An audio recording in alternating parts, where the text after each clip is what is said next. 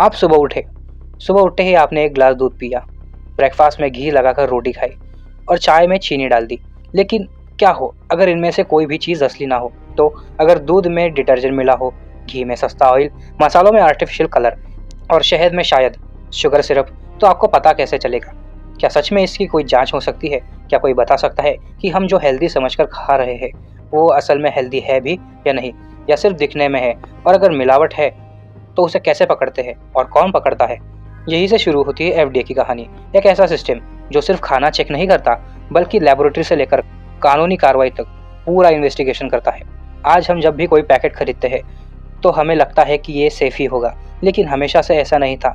एक वक्त था जब खाने में मिलावट करना बहुत आम बात थी। दूध में पानी मिलाना, मसालों में आर्टिफिशियल कलर, घी में सस्ता तेल और दवाइयों में भी कई नकली घटिया क्वालिटी के इंग्रेडिएंट्स। इसका नुकसान सिर्फ पैसा नहीं होता था, लोग बीमार पड़ते थे, कई बार तो उनकी जान तक चली जाती थी। और सबसे बड़ी बात, उस वक्त ये पता लगाना भी मुश्किल था कि कौन सी चीज़ असली है और कौन सी नकली। इसी वजह से दुनिया के कई देशों ने फूड और मेडिसिन के लिए अलग अलग कानून बनाना शुरू कर दिया।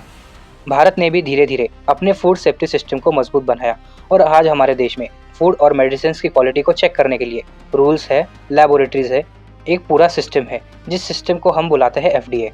लेकिन सवाल अभी भी वही है, आखिर ये सिस्टम काम कैसे करता है? क्या कोई ऑफिसर दुकान पर जाकर बस देख लेता है या इसके पीछे भी कोई साइंस है? चलिए इस प्रोसेस को आज पूरा समझते हैं। तो मान लीजिए किसी ने एफडीए में कंप्लेंट कर दी या फिर एफडीए की टीम रूटीन इंस्पेक्शन के लिए किसी फैक्ट्री, गोडाउन या दुकान पर पहुंची।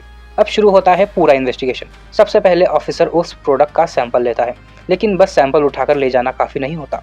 उस सैंपल को एक खास तरीके से पैक किया जाता है, उस पर लेबल लगाया जाता है, सील लगाया जाता है और पूरी डिटेल्स लिखी जाती है ताकि बाद में कोई ये ना कह सके कि सैंपल के साथ छेड़खानी की गई है। इसके बाद ये सैंपल सीधा लेबोरेटरी में भेजा जाता है और यहीं से साइंस अपना काम शुरू कर देती है।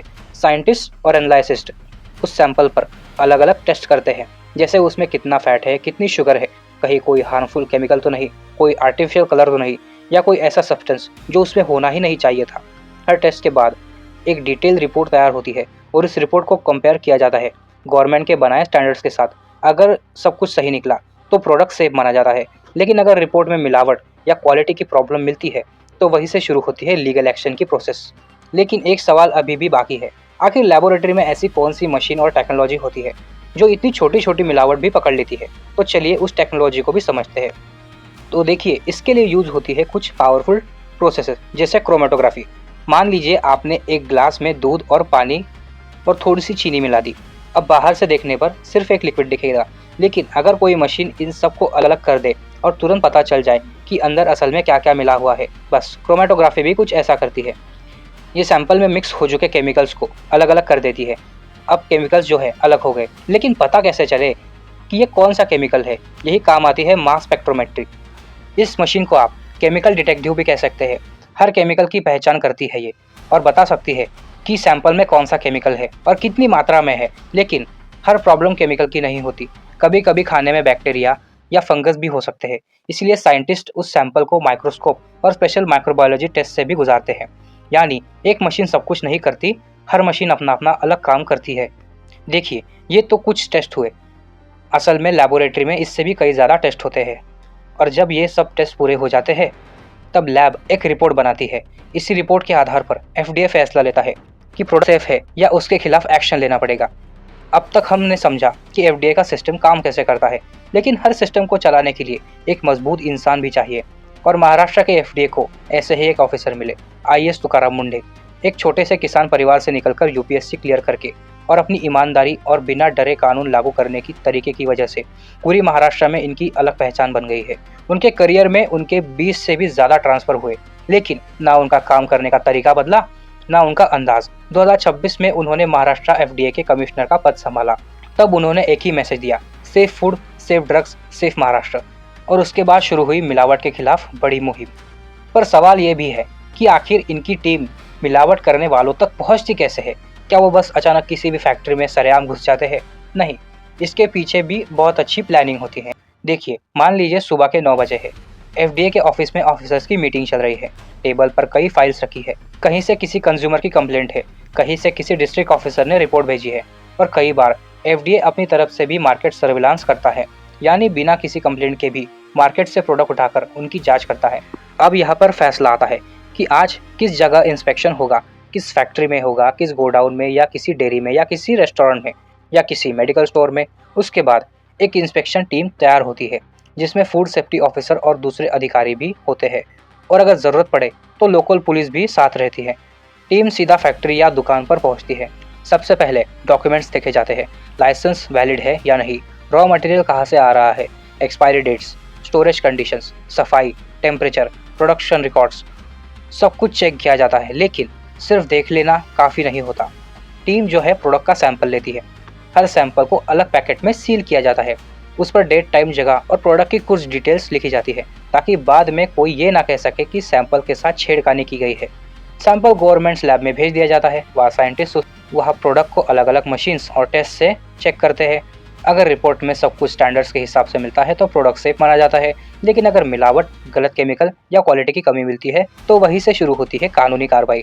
कंपनी को नोटिस मिल सकता है, प्रोडक्ट को मार्केट से हटाया जा सकता है, लाइसेंस सस्पेंड या कैंसिल हो सकता है, और अगर मामला और भी गंभीर हो तो बात एफआईआर और कोर्ट तक पहुंच सकती है। यानी एफडीए का काम सिर्फ रेड मारना नहीं होता, उनका फैसला जो होता है साइंस, एविडेंस और कानून के आधार पर लेना। और इसी सिस्टम को तुकाराम मुंढे जैसे ऑफिसर ग्राउंड लेवल पर लागू करते हैं। देखिए, इनके चार्ज संभालते ही एक दो जगह नहीं बल्कि पूरे महाराष्ट्र में एक साथ इंस्पेक्शंस शुरू हो गए। टारगेट सिर्फ दूध नहीं था, जहाँ जहाँ पब्लिक हेल्थ को खतरा था वहाँ वहाँ एफडीए की टीम पहुंची। कहीं सिंथेटिक मिल्क बन रहा था, कहीं कहीं पनीर और खोया की क्वालिटी पर सवाल थे, कहीं घी और एडिबल ऑयल की जांच हुई, कहीं रेस्टोरेंट्स और होटल्स में सफाई और फूड सेफ्टी के रूल्स का उल्लंघन हुआ था, और कहीं फेक और अनसेफ प्रोडक्ट मार्केट तक पहुंच रहे थे। और सबसे बड़ी बात, सिर्फ रेड नहीं थी, ये पूरी सप्लाई चेन की इन्वेस्टिगेशन थी। अगर कहीं सिंथेटिक मिल पकड़ा गया तो उस फैक्ट्री पर एक्शन करके बात खत्म नहीं हुई। एफडीए ने यह भी देखना शुरू किया कि रॉ मटेरियल कहाँ से आ रहा है, ट्रांसपोर्टर कौन था, डिस्ट्रीब्यूटर कौन था, होलसेलर कौन था, और आखिर में ये प्रोडक्ट किस दुकान तक पहुंच रहा था। यानी सिर्फ एक मछली नहीं, पूरा जाल पकड़ने की कोशिश हुई थी। इसी दौरान कई डिस्ट्रिक्ट में एक साथ रेड्स हुई, हजारों सैंपल लैबोरेटरी भेजे गए, अनसेफ प्रोडक्ट जब्त किए गए और कई कंपनियों के लाइसेंस सस्पेंड कर दिए गए, और जहां ज़रूरत पड़ी पुलिस के साथ मिलकर गिरफ्तारियां भी हुई। लेकिन इस पूरी कहानी से एक बात समझ आती है, फूड सेफ्टी सिर्फ सरकार की जिम्मेदारी नहीं। अगर हम कोई भी एक्सपायर्ड प्रोडक्ट देखें, खुले में रखा हुआ खाना देखें या किसी प्रोडक्ट पर शक हो तो उसकी रिपोर्ट करना एक जिम्मेदार नागरिक की भी जिम्मेदारी है। क्योंकि मिलावट करने वाला सिर्फ कानून नहीं तोड़ता, वो हर इंसान की सेहत के साथ खिलवाड़ करता है जो उस खाने पर भरोसा करता है।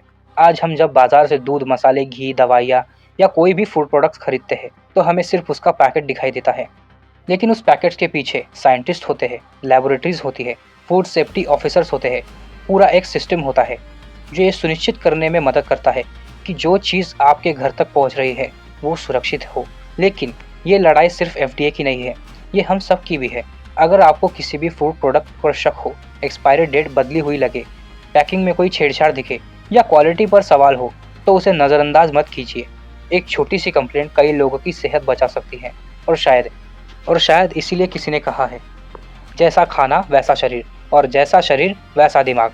इसलिए हम क्या खा रहे हैं ये सिर्फ हमारी भूख का सवाल नहीं है, हमारी सेहत, हमारी सोच और हमारे फ्यूचर का भी सवाल है। ये लड़ाई सिर्फ एफडीए की नहीं है, ये लड़ाई हम सब की है, हमारे सुरक्षित और स्वस्थ भविष्य की है।